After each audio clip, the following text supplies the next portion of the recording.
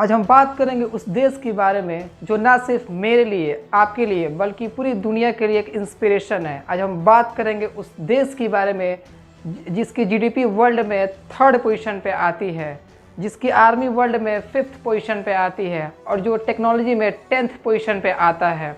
जिस देश के लोग 99% लोग पढ़े लिखे हैं और जिस देश में 33,000 कंपनियां हैं। जी हाँ, आज हम बात करेंगे जापान की। उस जापान की जब हिरोशिमा और नागासाकी पर बम गिरने के बाद वह पूरी तरह से तबाह हो गया था। आप इन तस्वीरों से अंदाज़ा लगा सकते हैं। पर क्या ये इतना आसान था वर्ल्ड 3rd हाईएस्ट जीडीपी वाला कंट्री बनना? शायद नहीं। तो जुड़े रहिए हमारे साथ इन्हीं सवालों के साथ। मैं हूं विष्णु और आपका स्वागत है हमारे YouTube चैनल त्रिमूर्ति पाठशाला में। इन सवालों का जवाब जानने के लिए हमें जापान के इतिहास में जाना होगा। 1650 से 1850 ईस्वी तक जापान में शोगुनों का शासन था। इस समय जापान में जागीरदारों का राज था। उस समय जापान छोटे मोटे राज्यों में बटा हुआ था। वहाँ के जनताओं ने शोगुन इरा को ख़त्म किया और इसके बाद आता है मेजी इरा। मेजी इरा 1867 से लेकर 1912 ईस्वी तक रहा। ये इरा जापानियों के लिए बहुत अच्छा रहा। इस शासन में जागीरदारी ख़त्म कर दी गई, एजुकेशन पर ध्यान दिया गया, लड़ाई लड़ने के लिए तोपें, बंदूकों का खरीदारी किया गया और बिजनेस पे बहुत ज़्यादा फोकस किया गया। ये शासन बहुत अच्छा साबित हुआ जापानियों के लिए। इसका इतना पॉजिटिव इम्पैक्ट पड़ा कि जापानियों ने 1905 ईस्वी में रसिया जैसे शक्तिशाली देश को भी हरा दिया। ईश्वर ने जापानियों को ना ही कृषि के लिए ज़मीनें दी थी, ना ही खनिजें दी थी। 1905 में रसिया को हराने के बाद इनका कॉन्फिडेंट इतना बढ़ गया था कि ये दूसरे देशों पर आक्रमण करके वहाँ के खनिजों का उपयोग करते थे। और 1914 से 1918 के बीच जो प्रथम विश्व युद्ध हुआ था उसमें इन्होंने पार्टिसिपेट भी किया था और बहुत अच्छे तरीके से लड़े भी थे।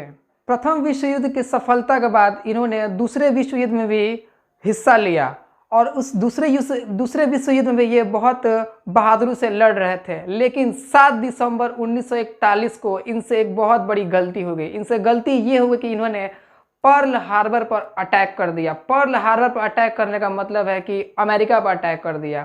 अमेरिका उस समय अपने आप को सबसे शक्तिशाली राष्ट्र दिखाना चाहता था और उसे एक बहाना मिल गया था कि जापानियों ने अमेरिका पर अटैक किया है। तो उन्होंने 6 अगस्त 1945 को लिटिल बॉय नाम का न्यूक्लियर बम हिरोशिमा पर और 9 अगस्त 1945 को फैट मैन नाम का न्यूक्लियर बम नागासाकी पर गिरा दिया। पूरा जापान तबाह हो गया था। हर तरफ भूखमरी छा गई थी, बच्चे रो रहे थे, पूरा जापान ख़त्म जैसा लग रहा था। तो जापानियों ने 2 सितंबर 1945 को सरेंडर कर दिया। धमाका इतना ज़ोरदार था कि उस धमाके में 3.5 लाख लोगों की मौतें हो चुकी थी। पूरे जापान की अर्थव्यवस्था ख़राब हो चुकी थी। लेकिन अमेरिका ने उनका साथ भी दिया था। 1946 से लेकर 1952 तक अमेरिका ने जापान को $2.5 अरब का मदद किया। अब जापान को ज़रूरत थी कुछ बेहतरीन और ईमानदार लीडर्स की, और उन बेहतरीन और ईमानदार लीडर्स का काम किया वहाँ के तत्कालीन प्रधानमंत्री ने। वहाँ के प्रधानमंत्री ने उन पैसों का बहुत अच्छा इस्तेमाल किया। उन्होंने उन पैसों को बहुत सस्ते इंटरेस्ट पर वहाँ के लोगों को बिजनेस के लिए लोन देना शुरू किया।